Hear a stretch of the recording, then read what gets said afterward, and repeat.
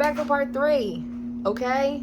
Same story. My whole lesbian relationships. But last time we left off, it was me talking about my friend's advice at the time. I'm in college, and they're like, oh, you gotta date a black man. That's exactly how they said, you gotta date a black man. You never dated a black man. You never really had sex till you had sex with a black man. Black man. And that was some of the worst advice I ever received. Because right after that, I met Adrian. This guy, Adrian, who went to my school, you know, he was in school for political science. I think he was on like the track team or something like that. Wasn't that attractive, but he had nice teeth.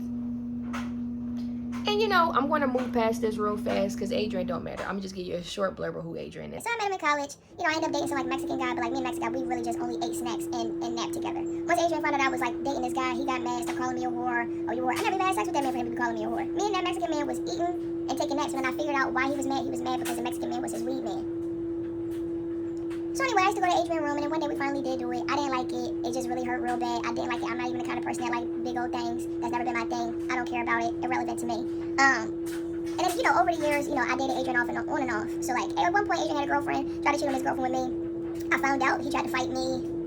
And then, what else happened after that? Then he tried to date me again. And I played, and this is the thing. I typically wait a long time for my vengeance, so I do wait a long time for my vengeance. So when he finally, the last go around that we had, last saga, when he came back around, he's like, you know, I really feel like, you know, I'm really falling in love with you. I did my big one. I did my big one in the worst way. I just found something in his room to complain about. Went home. He's like, oh, I got you something for Christmas. Like, are you still coming to meet my family? I'm like, meet your family. What are you talking about? I'm like, yo, who are you? Who are you? I don't know you. What are you talking about? Like, stop being weird. I'm like, you're really weird as shit. He's like, oh my God, like, I can't believe you're acting like this. Yes, you can. Yes, you can believe I'm acting just like this. Who are you? I don't even know you. Fuck out of here. You're weird as shit. I did my big one. That really hurt that man's feelings. Anyway, so then we move on. So I did with Adrian, and I got my big one some years later. So then I started dating. Who was that around that time? Yaya. So now at this point, I'm probably like 21, and I'm now dating this girl. Well, yeah, another Yaya, but her name was like Janira. I think her name was Janira. Puerto Rican girl also from New Jersey. Really pretty though, but really tiny.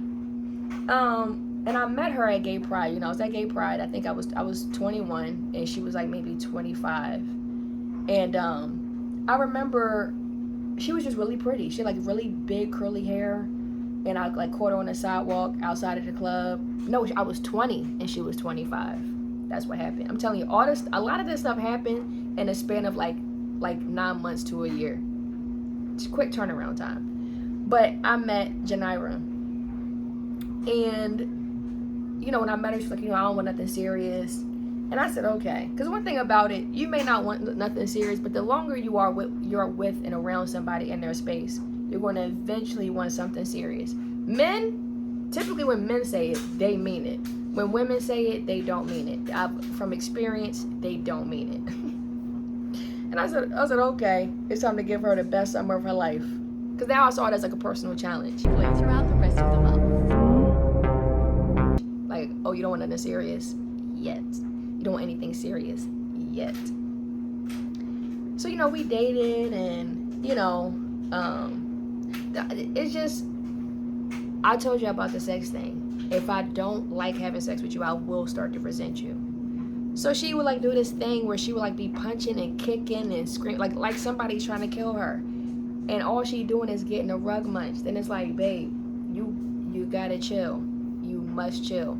But see, the thing is about Yaya, at one point, you know, she was like making clothes at the time when I met her, and she was around like some known people, right? Like, she was always in New York. She was always networking. She was a really good networker. She was really good at that. And now she's at this point where like she now is like starting to want a relationship, and I said, I got it now. But one day I think she realized I didn't really want that, because like I wasn't leaning into that anymore. Started like kind of ignoring her, because like, now that you want it, now I don't want it. Congratulations. So she ended up sending me like this video of her and like this model, and the girl was naked, like completely naked, and they're rolling blunts together. And I said, oh, she's trying to test me. So now you're going to test me. I can't say that I meant everything that I did, actually. So let me just backtrack. I meant everything that I did. everything that I did following that, I meant it. I definitely meant it. I don't know, it's something about that song that just make you want to get up and bust a motherfucking move. So I got to the point where I'm like, you know what, I just don't like having sex with you. That was the first strike. That was like the kill strike. That was number one. Perfect. Like, oh, I can't believe you're saying that to me. Like, you're sex shaming. I'm not sex shaming you. I don't like having sex with you. Period. You do too much. It's too much going on. Way too much. That's it. That was the first strike to the ego. Because now you're sending me somebody naked. So now you're trying to test me. And if you want to test me, here we are. So I broke it off with her, and then she came back, and we kind of dated for like a couple months. But like, I still was not ready to. I still was not willing to be in a relationship. And then we went to the movie theater.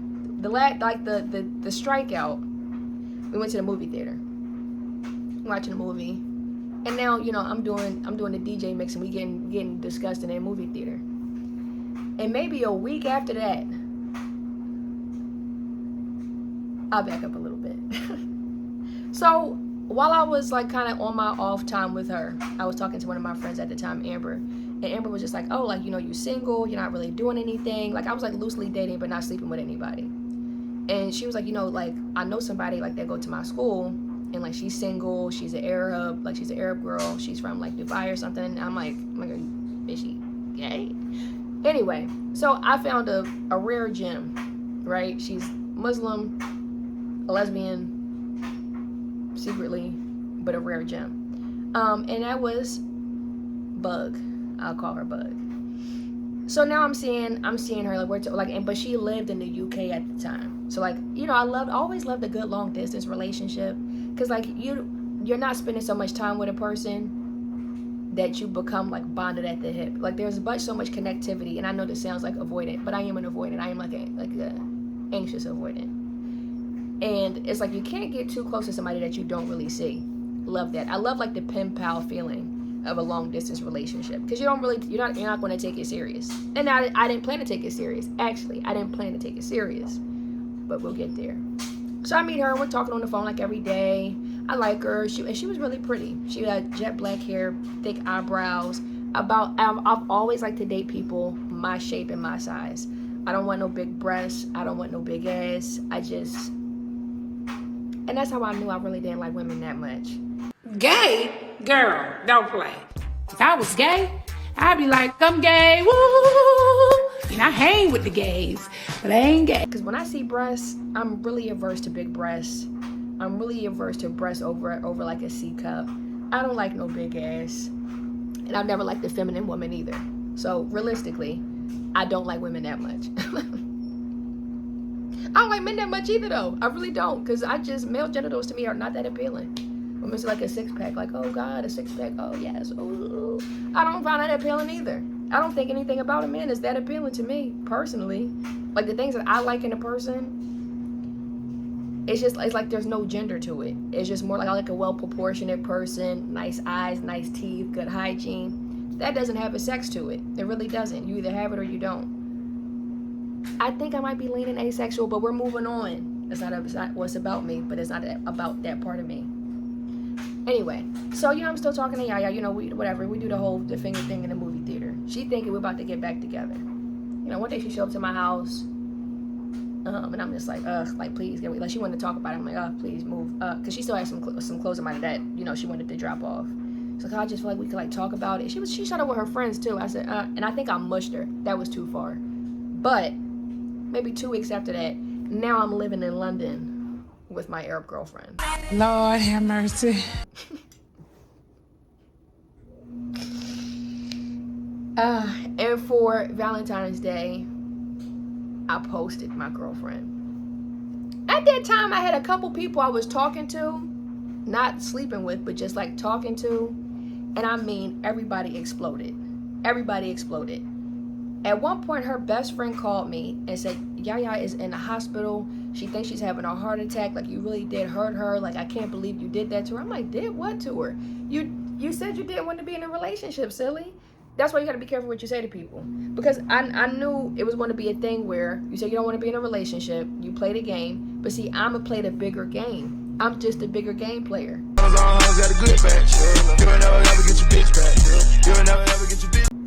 I don't care if it takes me 4 years to complete the game. I'm going to play the game. you're going to forget the game because you're like, oh damn, I really fuck with you.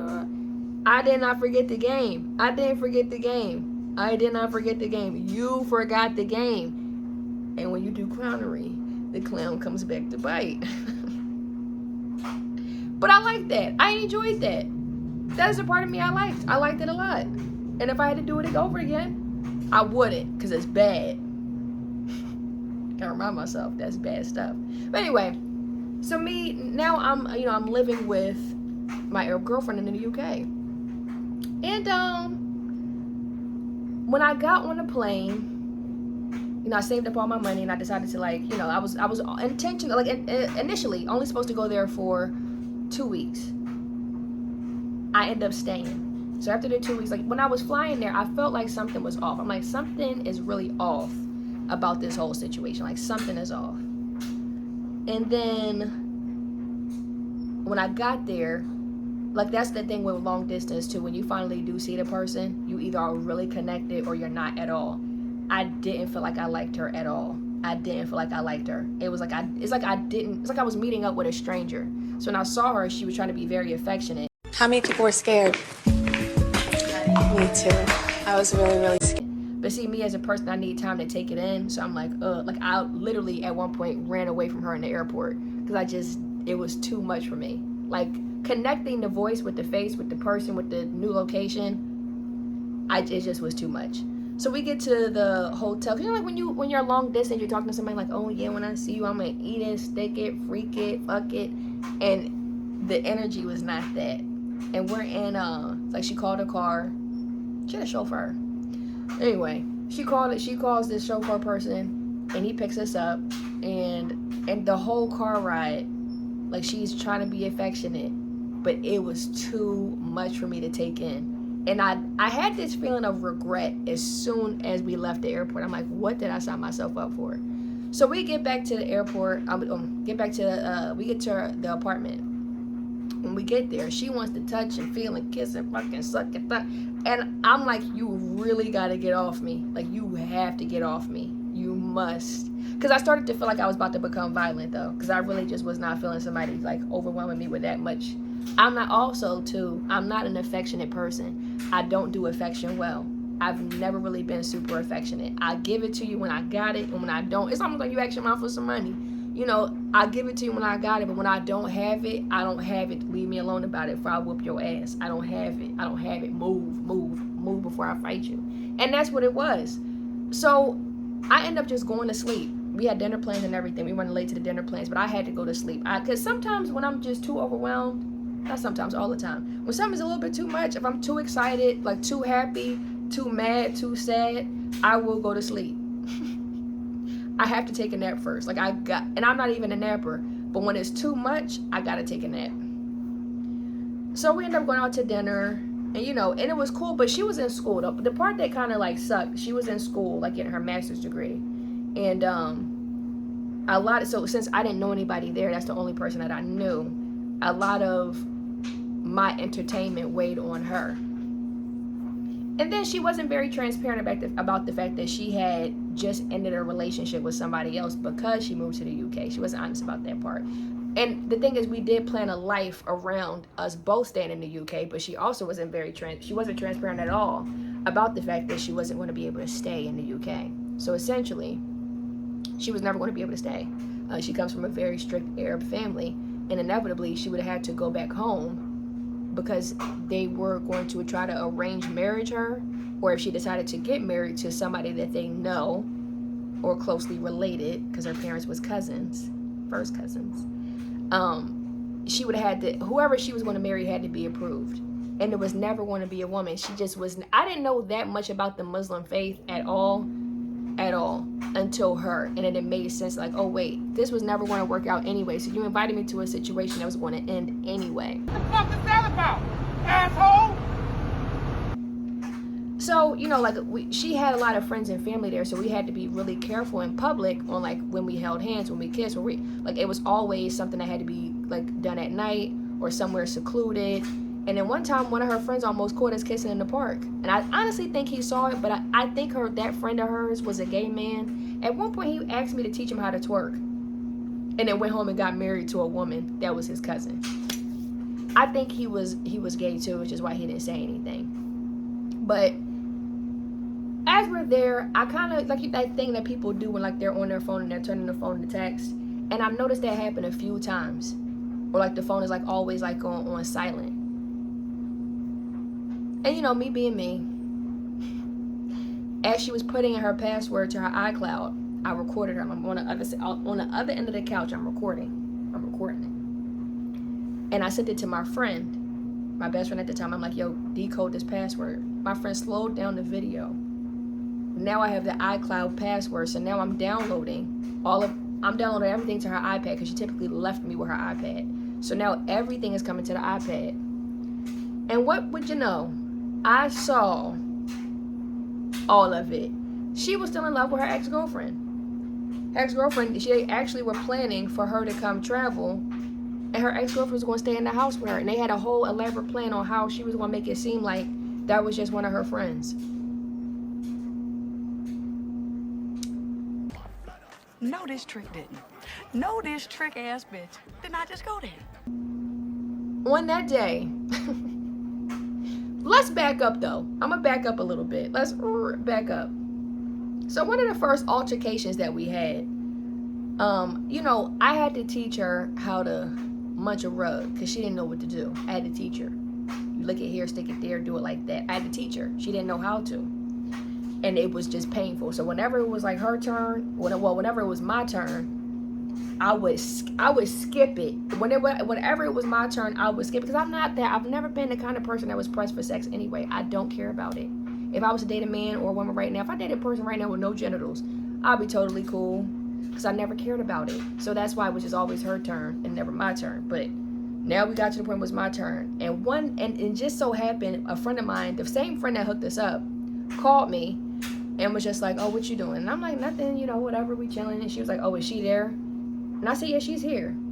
And she was like, excuse me, she has a name, bitch. And I didn't know if she was talking to me or my friend. So I said, oh, I don't know what her problem is. So I got up and walked out. I went to the bedroom. She came in and was like, give me your phone. And I said, no, I'm not going to give you my phone. She tried to take it. She tried to harass me for my phone. I was naturally just stronger than her, but she ended up leaving. I'm still on the phone. She come back, give me the phone. I'm like, I'm not even on the phone. What are you talking about? She's like, yes, I'm like, I'm not even on the phone. I'm lying. So I'm like, I don't even know what this bitch is on right now, because she went from like cool to crazy. So she walked out the room. She come back. I'm on the phone. You know, she jumped on me and bit me on my face. She jumped on me, bit me, and I am now like, I don't really yell. So I'm like, oh, she bit me. This bitch bit me. She bit me. And I had never been bit by a bitch in my life, but I had a biting bitch on my hands this time. That bitch bit me. And I couldn't believe it. Like, I actually, like, it was like, what the fuck? What the fuck? So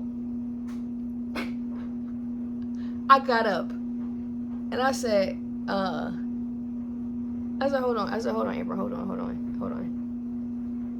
I got up. Well, yeah, I got up and I got dressed. And she said to me, she said, why are you getting dressed? I put a turtleneck on. It was damn near summertime in the UK at this point. It was still hot as hell at night. I put a turtleneck on. I put some jeans on. Put some socks on. Tuck the jeans into some socks. Put some sneakers on. And she's like, where are you going? You're getting dressed. Like, where are you going? Where are you going?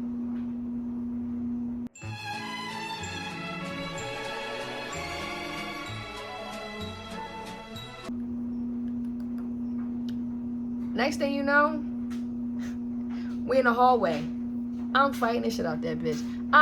Cause I put some Vaseline on too, cause I knew she was a scratcher. Cause when you don't know how to fight, you scratch people. When people don't know how to fight, they normally try to scratch you or choke you. You gonna get your ass beat like that. And I started run, and I'm beating that bitch head in. Now somehow she got me in the head, like she bit me on the back. That bitch bit me on my motherfucking back. Now I yell, ah! Run. I'm punching her in the fucking head. She now decides to quit, like, oh, wait, hold on. I changed my clothes again. She now chilling. I changed my clothes again. Oh, no, that's not even how that happened. Nope, we wasn't done yet. Because now this bitch bit me twice, so now I'm not even over it. So at some point she ran and grabbed my phone and threw my phone against the wall. She threw my phone at the wall. And she broke, like, I watched my phone split in half. Cause I was, my friend Amber was still on the phone. Like, she was still on the phone. And I guess she like heard her like yelling on the phone about like I think she heard Amber yelling on the phone. She took my phone, threw it against the wall. It pops open. The phone is, you can see all the guts of the phone. And then she run it under some water. When I tell you I wasn't done with that bitch, I wasn't done. I wasn't done. I grabbed her by her head, and I'm bopping her head into my knee. Her nose at this point is broken. Her nose is broken. Her mouth, lips busted, nose broken. I then took her head, put it under the sink, turn the sink on.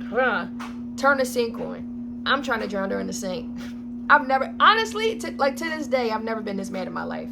I typically don't get like above a certain level of anger. I've never been this angry in my life. After that, after I tried to drown her in the sink, she decides to sit at the kitchen table, and she's now typing. Randomly, she decides to stop fighting. She's typing. I said, no, we not done. We not done. I took the mop and beat her over. I broke the mop and the broom over her head. She now is back up. She's fighting. She's fighting now. She's now on the floor. So now I'm dragging her by her hair through the apartment. I'm stomping on her chest. I threw a candle at her head. Bang. She then, oh my God, stop. Okay, I'm done. I said, okay. And I said, you know what? That bitch broke my phone. It's time to break the computer too. Grab her laptop. I ran in the bathroom. I ended up with a metal spatula somehow. I ran in the bathroom with the computer. She grabbed me, had me in the headlock. I dropped the computer. She shut the bathroom door, or she grabbed the computer. Something like that happened. I got a spatula from the kitchen. I go back to get the computer because I'm planning on beating her ass with the spatula if she tried to attack me again over this computer, because she already done broke my phone. She got me in the headlock again. I took the metal spatula, boom, and I'm beating her this way. And all I hear her say, like, oh my God, stop. When I turned around, her whole forehead was cracked open. It's blood everywhere now. There's blood everywhere. There's like there's blood on the mirror, all over the tub, all over the floor. It's like a nerve got hit and she was like it's like she squirted blood in the bathroom. It's running in her eye, like her eyes are filled with blood. And once she looked in the mirror and she saw the blood, she passed out. You know that we fought for 6 hours? We fought for 6 hours. I dragged her to the couch, sat her on the couch and sat next to her, like, we both breathing hard as shit. I tried to wake her up, slapping her, time to get up, She's not getting up, but I knew she was faking it. Like, I knew she hadn't officially passed out. Like, I knew she was just done fighting. That's the thing. So I put some cold peas on her head to reduce the swelling. And I started packing my stuff. I said, well, now that her ass is beat, I ain't finna go to jail here. So I started packing my stuff up to go home. And I said, don't worry about it. I'll call your parents to let your parents know what happened. You know, she popped up. Don't call my parents. Everything is fine. Everything is fine. We both cleaned the blood up. We cleaned the whole apartment up. The concierge downstairs, he's calling, is everything okay? We got some nurses. Because we literally fought from like 11 p.m. to like 6 a.m. The fight lasted until the sun came up. Seriously. And the concierge is calling up because, like, I guess through the night, people were like reporting noise disturbances. And we're sitting on the couch again, and we just both decided to take a shower. You know, she cleaned up. And once she got cleaned up, I realized the severity of the situation. Her forehead was extremely cracked and her nose was broken. I had a bite on my face, a bite on my back, and scratches all over my face and neck. And it's like, this is just a hot ass mess. At one point, I called one of my friends. You know, no, this is a different fight. We fought like a solid 4 or 5 times. Seriously, we fought. So we ended up taking her to the emergency room, and they both looked at us like, what the fuck? Because she looked like somebody tried to kill her. I looked like I was trying to kill somebody, like somebody was trying to defend themselves. But she started to fight with me. And I told her, because we had gotten into a fight before that where I beat her ass and I had to, and one of my friends had like tried to get me a flight home because like for some reason my car wasn't working. So one of my friends had to give me, or I didn't, was I broke? One of the situations happened, and one of my friends bought me a ticket to come home, and I didn't come home. And this was like the last fight we had ever gotten into, that I'm telling you right now. But we ended up going to the emergency room. We found out she had a concussion, her nose was broken, and she needed stitches in her forehead. We had like made an appointment for like the reconstruction surgery for her nose, but she never went to her appointment. And to this day, her nose is like slightly slanted. But it's just, I couldn't, because every fight that we got into, she would hit me first. And I had to like tell her one day, I'm like, yo, if you can't fight, you have to stop fighting me. Like, you have to stop putting your hands on me if you can't fight. Actually, I'm wrong. The last fight we ever got into, she, like, you know, she said she was done with her ex-girlfriend. I'm done texting her. We're not going to text each other anymore. Because her ex-girlfriend at the time had a boyfriend that was in the NFL. And I couldn't understand why the fuck these two bitches were still communicating if you got a man. You got a man. But her ex-girlfriend was getting money from her, so like that kind of then made sense then too. Whatever.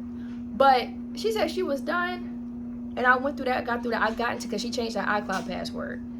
But I knew the password to her laptop. I went through that laptop while she was at school, and I called the ex-girlfriend this time. I called, and I FaceTimed her from her computer with the ex-girlfriend on the phone. She ran home like she had never been home that fast ever. She came home. And I had the girlfriend on the phone. I said, you want to talk to her? Because she's on the phone. Oh my God, what are you doing? What's going on?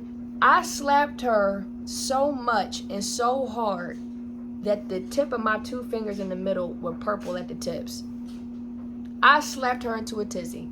I mean, I slapped her until she was on the ground. I just couldn't believe that this bitch was lying again. Like, just lying again. Lying. That was the first fight I instigated. The other 2 fights or 3 fights, 4 fights we got into, every single time she just kept hitting me. And I couldn't understand why that she kept hitting me. We ended up taking her to a psychiatrist who like diagnosed her with bipolar disorder. And they gave her medication for it. But that was like toward the end of the relationship where I eventually was like, fuck this, I'm moving back home. But while I was in that relationship, I had like a friend here who like linked me with like a DJ out there, and the girl that I was like, you know, she was a DJ too, but she was like, you just need to go. Like every time I got into a fight, I would hang out with her, and she tried to get me to cheat on my girlfriend at the time, and I'm like, I'm not. And that was the first time I ever cheated on somebody. That was like my first time in that period I hadn't cheated on anybody.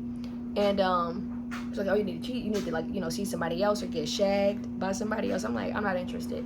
And at one point I had lost so much weight that like my nose kept bleeding, my hair was falling out. I was like, at that time I used to like maintain my weight around like 115. I was like 105, like ribs showing and everything. So I was just extremely unhealthy. And she was like, you know, recommended that I go home and like if we ever decided to continue the relationship to come back. But once I left, it wasn't done. That's the crazy part. I left, I moved out, and eventually she moved back home. She finally, like, she proposed to me too, which is very strange. She proposed to me, but knowing she had to go back home. So, you know, eventually she kind of broke the news that she wasn't going to be staying. Like, she had to go back home to Dubai. And the relationship, essentially, what we had planned was never going to be a thing. So I came home, depressed. My nose bled for like months. And we ended up seeing each other again. So this was in 2017. And then I didn't see her again until 2019. And in 2019, you know, by that time I had like kind of got over the relationship, like was kind of over it, and I had like kind of moved on with my life, like it had just moved on. And she came to see me in 2019, and honestly I should have stayed away from that because I reopened the door to all that bad stuff.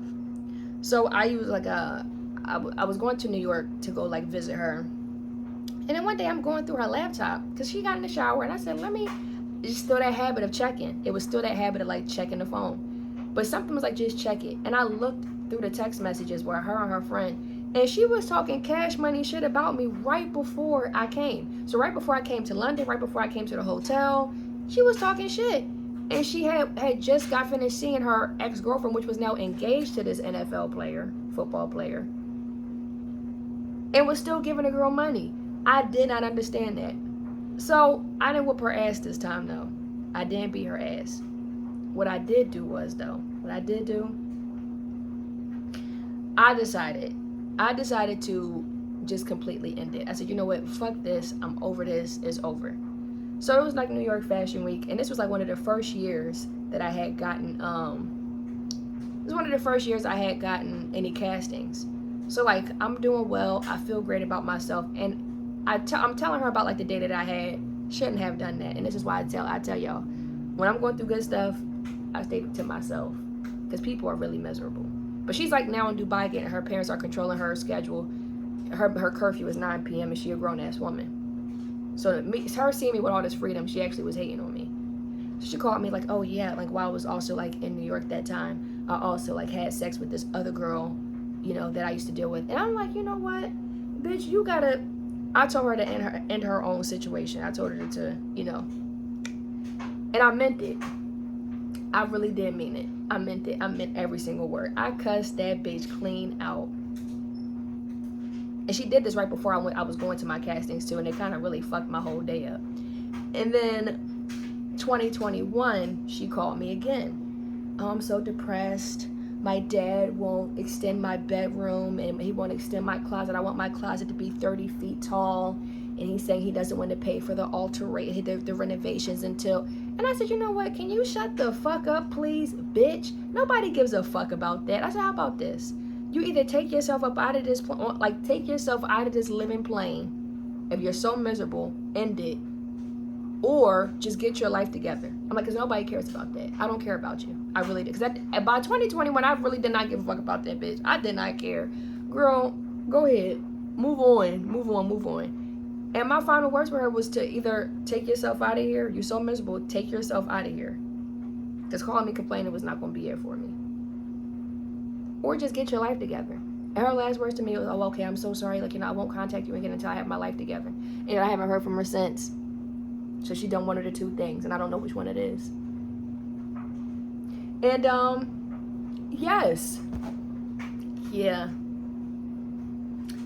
And that was the last time I've dated a woman. And that was the last time. But the thing is with that, just to fast rewind. I don't even know why I got those two things mixed up. When we were living together, a lot of the tension started to happen because I actually stopped doing sexual stuff altogether. One day I woke up and I said, like, I literally looked at her and I looked at me, and it was like a coming to Jesus moment.